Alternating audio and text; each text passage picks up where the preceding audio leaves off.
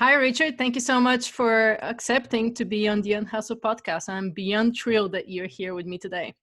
Pleasure. Thanks for the invite. I'd like to start with talking about your topic of purpose and why it's so important right now, especially in these times of uncertainty, to connect with purpose. What is it and how do we go about unlocking it? Well, first of all, purpose is not a luxury. It is fundamental to health, to healing, to happiness, to productivity, and ultimately to longevity. People tend to live longer who have a reason to get up in the morning. So let's start with that purpose is fundamental. Secondly, purpose is the answer to the question, why? Why do I get up in the morning? Why do I do what I do? He or she who has a why tends to manage anyhow. I got onto this very early in life when I spent a week with Viktor Frankl, who wrote the book Man's Search for Meaning, was in a concentration camp, a neurologist, went back to Vienna after 3 years in Auschwitz and wrote Man's Search for Meaning and said the last of the human freedoms is choice. It's to choose what you want to matter in that moment, regardless of the circumstances. So I was out of counseling graduate school and I'm trying to figure out what to do with my life. And I spent 5 days, you could hear a pin drop, listening to Frankl, and said, this message has to get out, and decided that this would be what I would do ultimately with my life. I didn't start out right away, but went down that path. So it's not a luxury, it's fundamental. It's the answer to the question why, and it's not a goal, it's an aim. It's a direction. Frankl would get up in the morning in the concentration camp, for example, and give somebody else a kind word, a crust of bread, a hug, hope for the future. So the paradox of purpose, Melina, is that purpose is always starts on the inside with self-awareness, but is expressed on the outside by making a difference in someone else's life that day. My own purpose, as I talk about it now, is basically to help others, myself and others, unlock the power of purpose in their lives. And I do that through writing, speaking, taking people on treks in Africa, and all kinds of different ways of doing it. So I'll stop there, but let me say one third thing. The third thing is purpose is universal. It's not an American baby boomer or self-help phenomenon. Having led 3 decades of walking safaris in Africa, had many insights from elders in East Africa, in particular in Tanzania, sitting under a baobab tree with an elder named Kampala from a tribe called the Hadza, H-A-D-Z-A, which is a hunter-gatherer tribe, the last of the hunter-gatherers living the true hunter-gatherer lifestyle, which very much to your point with Unhustle is the law of sharing. It's not the survival of the fittest, it's the survival of the kindest, the most compassionate. And so he said the only reason we've survived 75,000 years hunting and gathering is by total sharing. And then he said, Richard, you know what the 2 most important days in your life are? And I said, of course, birth and death. And he was chagrined by that. And he said, no, it's not that. Birth is one thing because infant mortality and it's tough out here in the bush. But he said the second most important day is the day you determine why you're born, how you fit in here, what you have to share with the rest of us. And sometimes they didn't even name people until they knew what their gift was, what they had to share. So I've studied purpose now for 4 decades. I've written about to be 11 books about it, done a PBS special that's been shown in 400 cities about it, and I'm still learning. The future belongs to the learners, not the knowers, and I'm still learning about the nuances of purpose. But purpose is one's aim, and there are goals along the way, but purpose is the mindset that you bring to whatever you're doing. Thank you so much. I'm fascinated with everything you're saying right now. Do you have, I mean, you have such an amazing years of experience with purpose, and Mhm. I believe you have a very quick way of telling somebody how to find their purpose. Yep.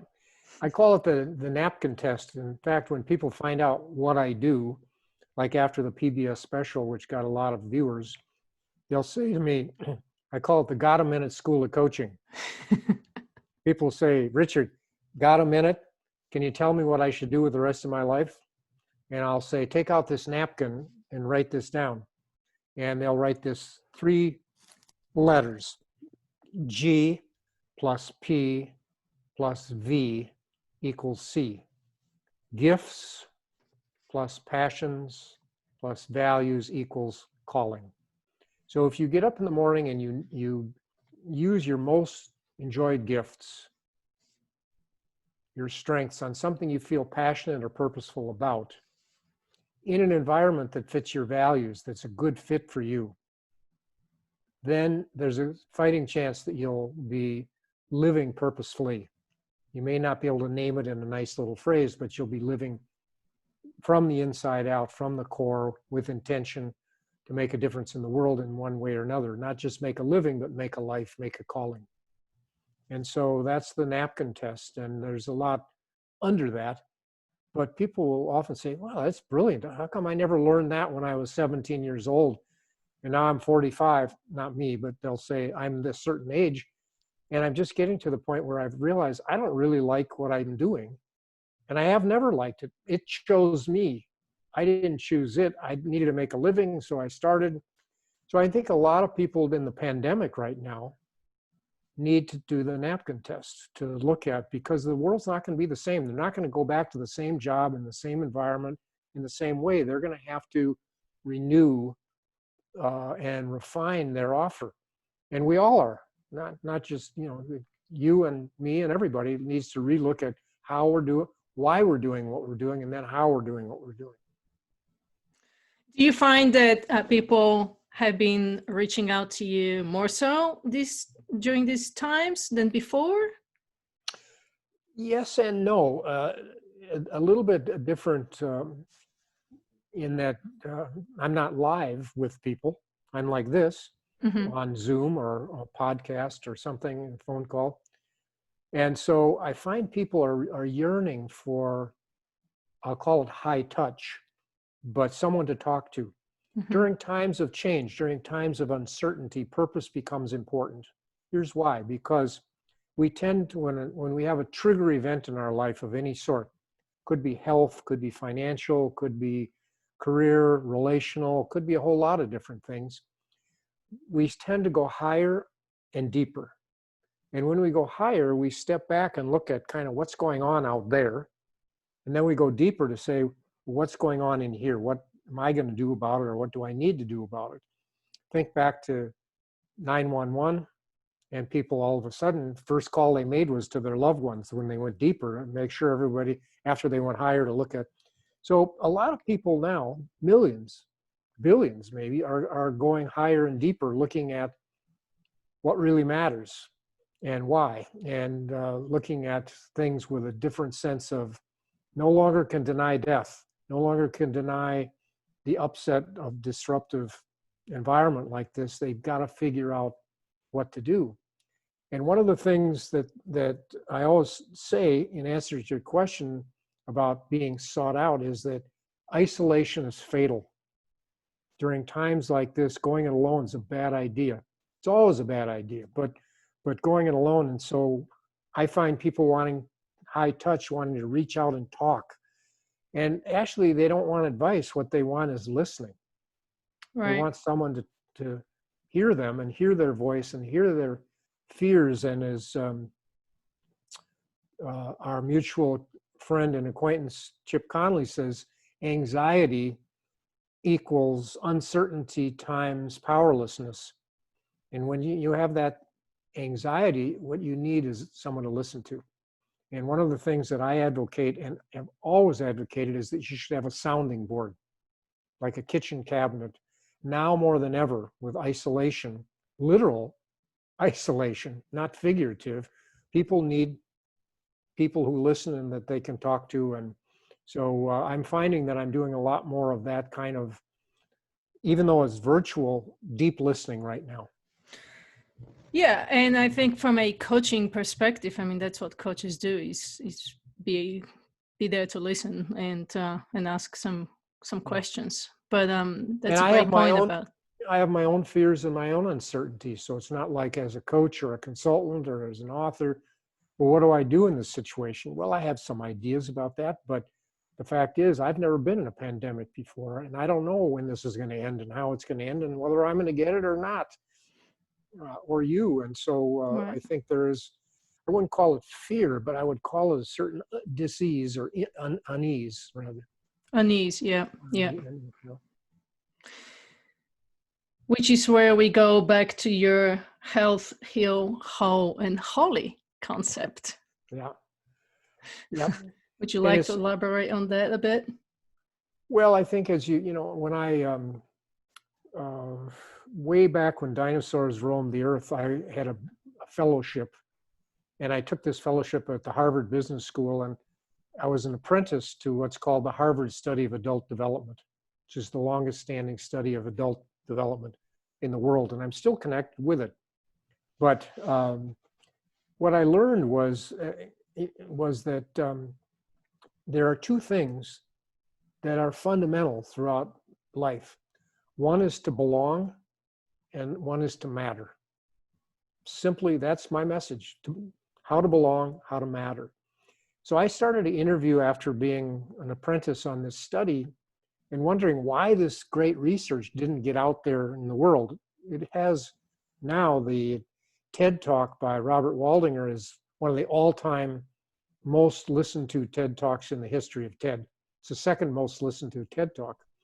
And it's about happiness and the good life. Happiness and the good life? Yeah, and the good life. I wrote I co-authored a bestseller called Repacking Your Bags, Lighten Your Load for the Good Life. And the research that I did following my own apprenticeship there was on the good life. And I interviewed, first we did a title search, an internet search on the good life, going all the way back to Aristotle. Then I started to interview older people over the age of 65, about what is the good life, and if they could live their life over again, what would they do differently, things like that. And I found there are 4 components to unhustling. The good life is living in the place you love, with the people you love, doing the work you love with a sense of purpose. Now, health and money are part of that, but I find so many people at certain inflection points in their life, trigger points, like the pandemic, are stepping back when they go higher and deeper, are looking at, well, what is the good life? Am I living the good life? And what am I learning about that in this? Am I living where I really want to live? What about the people? I may be in the right place, but with the wrong tribe. What about my work, where I spend 60 to 70% of my life? Am I doing things that matter and that really fit my pattern and my purpose? And purpose, why am I doing what I'm doing anyway? And so we're now writing that book, Repacking Your Bags, sold over 1 million copies, 20 languages. So we're now writing a book that will be out next year called, not what do you want to be when you grow up, but who do you want to be when you grow old? The art of aging on purpose. So it's really looking at the second half of life. Now that you have grown up, who do you want to be in this next phase of life? Because I'm sure you know, and your viewers will know, that we've added 3 decades to life. In 1900, the average life expectancy was 47. Now it's 85. It's in the 80s and over, depending on whose data you look at. So we've added, does greater longevity have a purpose? Does living longer have a purpose? Or is it just about cruising, getting enough money and retiring and cruising? Well, I'd be interested to know what you think about that with the unhustle, because unhustle to me doesn't mean not working. Not at Unhustle all. means working with flow, doing Correct. what you love and being fully engaged with it on your own time. On your own time, meaning so you're not burned out. I've done a lot of work with the Mayo Clinic and with the American Academy of Neurology and others on the whole thing about burnout. You know, burnout, overdoing, rust out, under being. I know a lot of people who have retired and are rusting out. They're not growing. They're not interesting. They're not interested. They're just flat, so to speak. So anyway, the whole business of studying this has gone back a long time, and I'm now very interested in purpose from cradle to grave. That's very interesting. And somehow I got on that trajectory of meaningful, purposeful work a little bit younger, maybe in my life, Yeah. for whatever purpose or How did for you get whatever that? Was reason. it? Yeah. How did I get there? Well, I mean, that sense of purpose. with the sense of purpose, I mean, I told you before we started recording that I've been intrigued into the meaning of life for all my life. Yeah. Starting pretty young.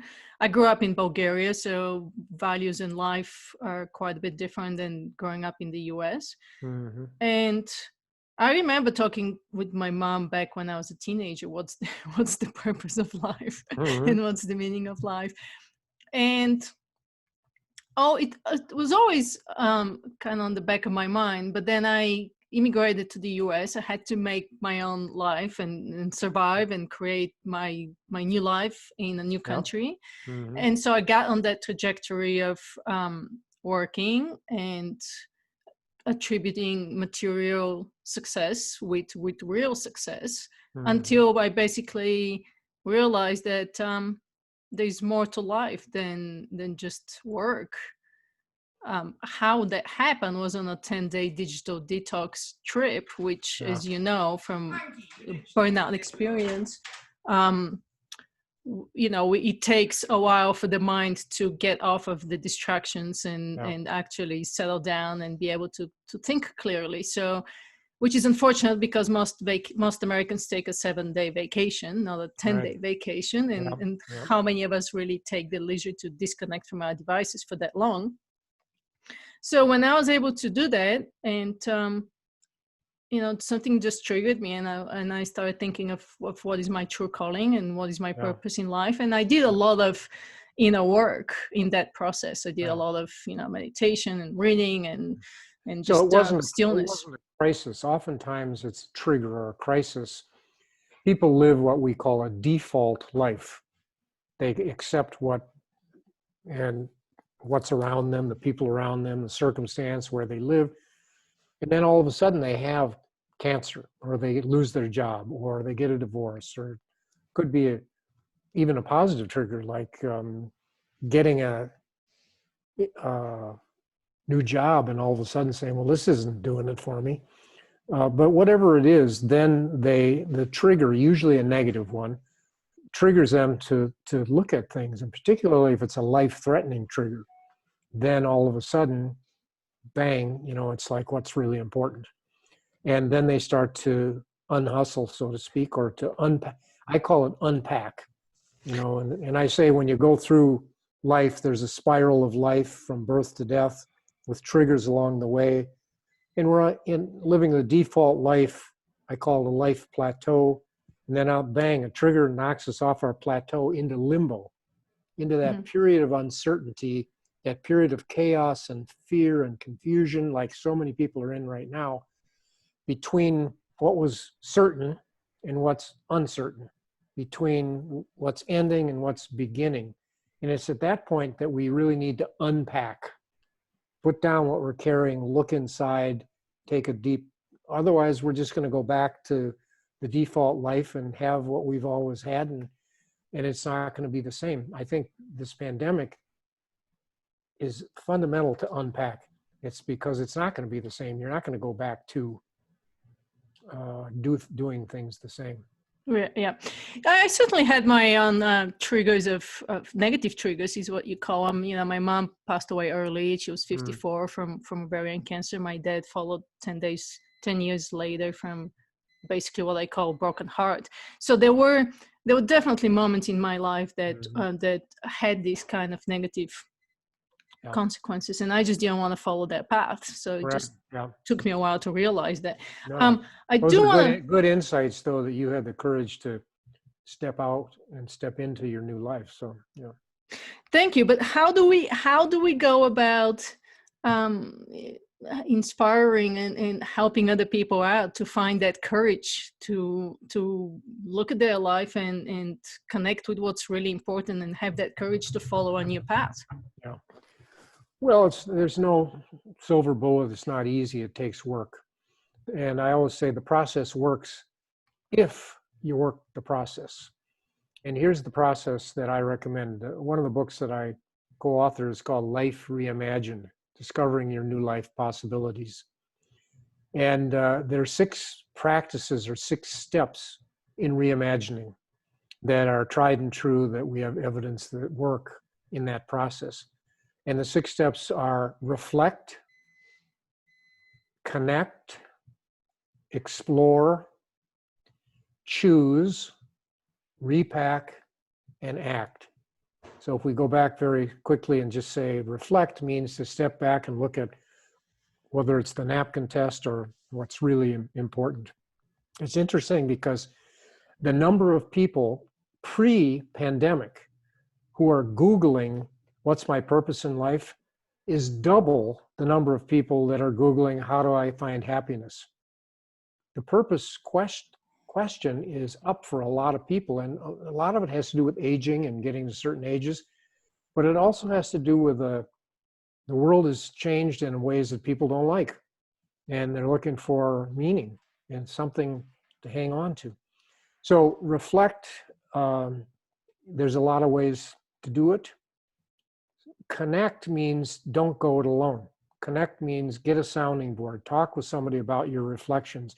At least have one committed listener in your life, one person who gets you, who you can talk to and is not there to fix you or cure you, but cares enough to say, well, tell me more about that story. I just did just a tiny bit of that when I asked you to tell me just a little bit more about, and we could have talked a long time about your upbringing and your own transition. So connect has to do with not going, and then explore means to go out and open some doors, whether it's on the internet. Now it's not, it's hard because we're quarantined, but explore means to really look at what are my choices and my options. Who can I talk to and where can I go and where's the information about that? And sometimes a coach can help us with that as well, or our sounding board. And then choose means make a commitment, resolve to do something. And don't just keep assessing. People who keep assessing and reflecting throughout this pandemic without making some kind of resolve, some kind of intention or commitment are going to find themselves in the same place. It may be the wrong commitment, but at least it'll move you forward. And so choose means to choose something that you're going to go for, or maybe 2 things, but don't just keep exploring. And then repack means to unpack your bags and look at how do you lighten your load? What do you need to unhustle? You need to let go of certain things. What do you need to let go of? Maybe on your calendar, with your checkbook, with your money, with your relationships. What do you need to do to lighten your load, to give you the time and the resources to really do what you say you're committed to? And then finally, act is what's the first step you can take to really, really move on this, to really get out of your comfort zone and take that step. So that's just a simple mental model of 6 practices that wherever you start, you just figure out where you are. So you've got some sort of, you're not just, bouncing off the walls, but you've got some sort of a roadmap to follow. I love that roadmap, Richard. Thank you. This is in your book, Life Reimagined? Life Reimagined. And my co-author, by the way, Alan Weber. This is an interesting story, I think, for your listeners, for your viewers. Alan used to be the editor of the Harvard Business Review, one of the more prestigious jobs in journalism. He left and he founded Fast Company magazine. You know that magazine, Fast Company? He founded it and 12 years later sold it for a huge sum of money. And he moved with his wife, Frances, who's an architect and a furniture designer and an urban planner and a lot of things, to Santa Fe, New Mexico. He didn't really want to move to Santa Fe. It wasn't the big business community he was used to, et cetera, but he got engaged. While we were writing Life Reimagined, he said, you know, I'm going to go back into the political world, because way early on, he used to be chief of staff for someone in Washington, D.C. in the political world. Make a long story short, he's in his third year as the mayor of Santa Fe, New Mexico. He reimagined his life from being the editor of the Harvard Business Review to now being the mayor. And here he is in a town where he's Jewish, not Catholic. He's Anglo, not Hispanic. He's not from there. He's from the East. He's actually from St. Louis, but from the East, by way of the East Coast. He has no characteristics other than deep character and deep issues that he can help solve in Santa Fe, but he's doing a fantastic job. Melina, he got 66% of the vote, including most of the Hispanic vote in Santa Fe, and so Wow. He'll probably get another term, and he's 70 years old. It's not like this guy, you know, is 40-year-old angling for something else. So with Life Reimagined, he says, tell people it works. It worked for your co-author, it'll work for others. I'm sure you have a lot more stories like that, Yeah. but thank you for sharing this one. Yeah. Is he happy? He's happy. He's not well, he's working 24/7 with the pandemic, because like Right. all cities, they've got serious cash flow problems, and they were doing great until this time. And you know, they've got the same smaller scale. There's only 85,000 people who live there, but it's a microcosm of most other cities. Wow. Yeah. It's an interesting times we live in, Richard. Definitely interesting times. And can I add one other thing to that Life Reimagined? Yes, please. I interviewed people over the age of 65 on the good life, no matter where they're living. And I've done this now for many, many years, and said, if you could live your life over, what would you do differently? And what would you recommend to others? And 3 themes, which you might have read about or heard about in my work.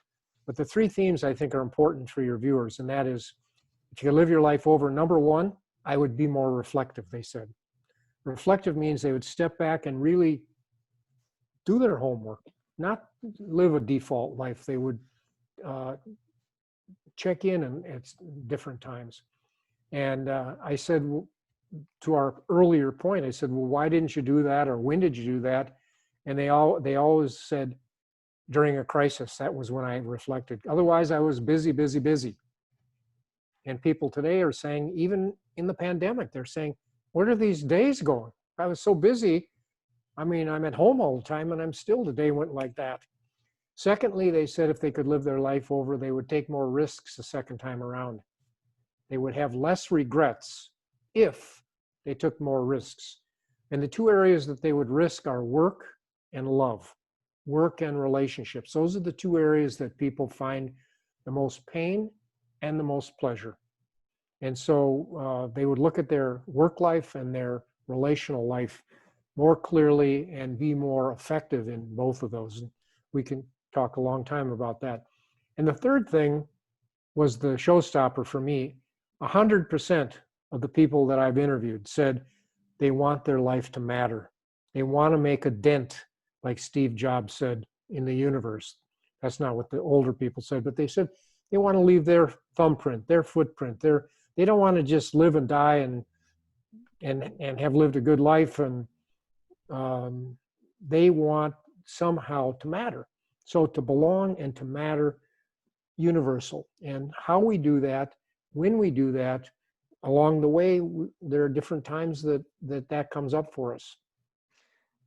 That's a phenomenal research. Reminds me a lot of the Brené Brown's research on the 5 regrets of the dying. Yeah. Quite a few similarities in there. I don't exactly remember all her 5, but courage and no regrets was definitely 2 of them. I just did an interview for our new book yesterday with a man named Ed Rapp, R-A-P-P. And Ed used to be one of the top 3 people at the Caterpillar company, one of the big international construction, Caterpillar. He was on his way to being the CEO. And at the age of 57, he got a diagnosis called ALS, Lou Gehrig's disease. And he immediately resigned and decided he was going to really take this on, because the prognosis that he got was 2 to 5 years. And he's 3 or 4, maybe 5 years into it right now. I used to teach with him at Caterpillar. He was a top exec, and he would bring me in, and I coached him. And I still am in contact with him.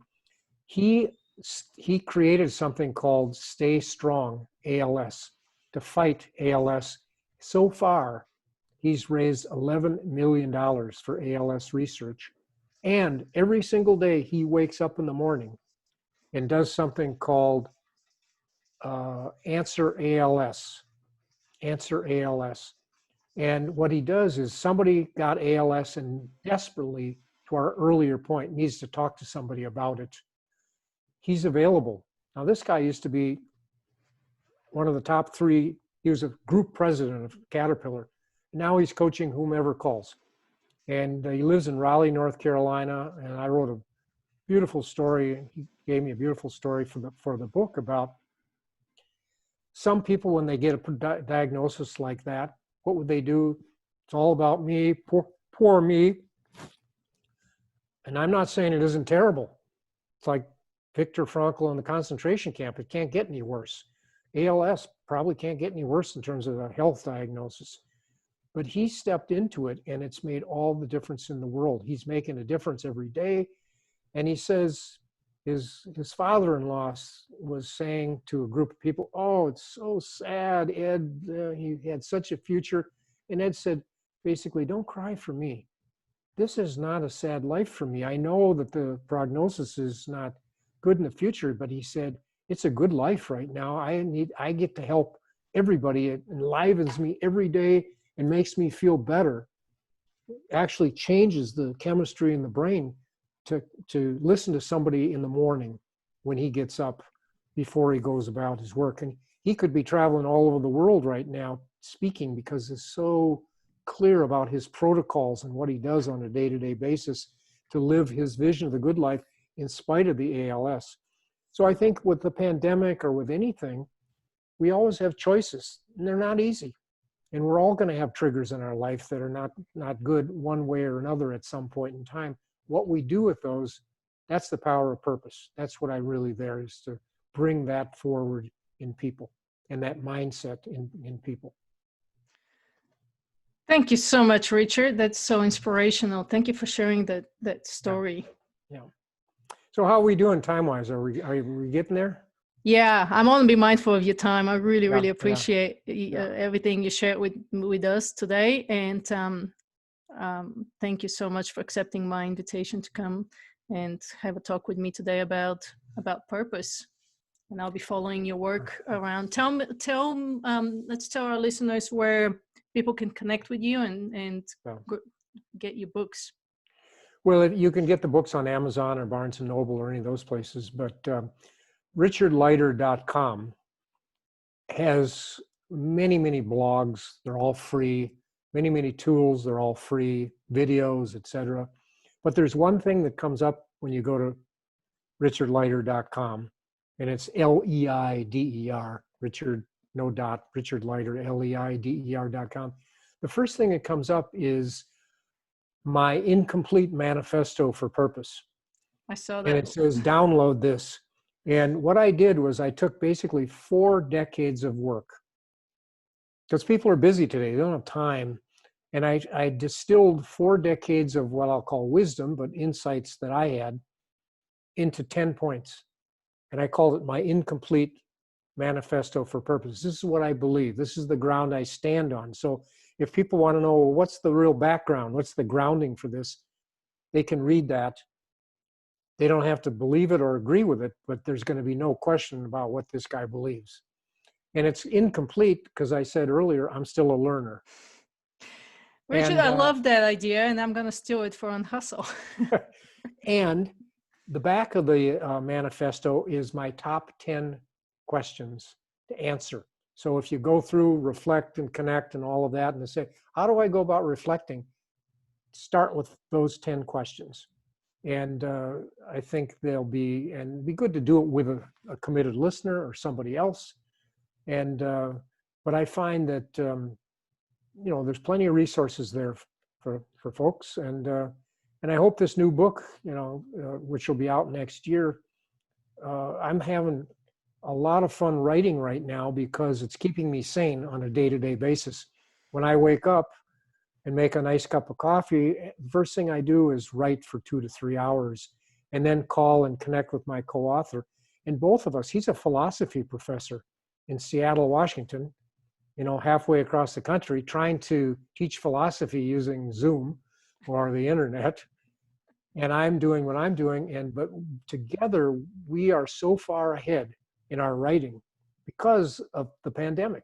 It's been I wouldn't call it a blessing because we don't want that, but it has given us pause to really dig deep, and the writing is much better because we really stick with it and check in with each other. And so Who Do You Want to Be When You Grow Old will be out next year, and I hope, and I think it'll do quite well. I can't wait to read it and read all your other books. I'm on my progress. I'm on my journey with you. Yeah, thanks for the opportunity to talk with you, and I look forward to crossing paths with you in person, maybe down there at with Chip in Baja. That'll be great. Thank you so much, Richard. Have a great day. You Bye. too. Thank you.